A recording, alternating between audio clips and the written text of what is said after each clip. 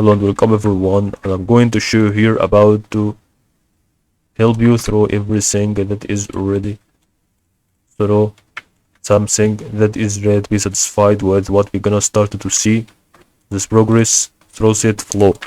First of all, what you're gonna do is about to add a flow on the Figma.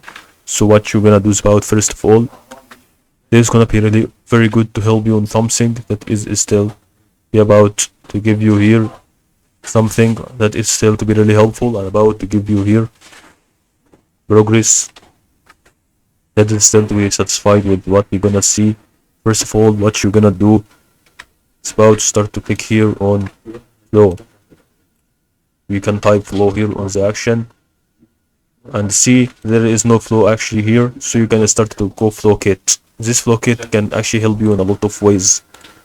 That is about to know whether you are going to have a certain transformation or not. So create a flow component, so you can actually start to have something that is going to be your name and this real thing through that, and then start to send me a code. So I actually go for here on a 30-day trial, but I wanted to do it. Maybe you find it and do it with yourself. You can actually start to use a free flow.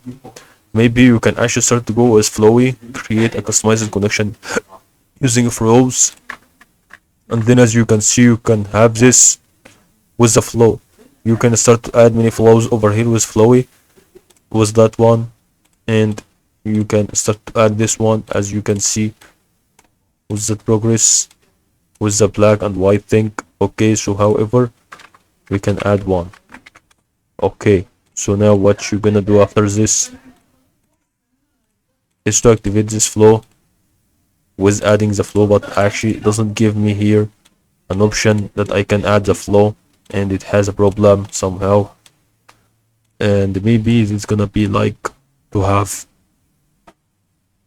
another kind of plugins that is really like to add a flow, but as you can actually know, flow plugins is really infinite here in Figma, and that is all about help you.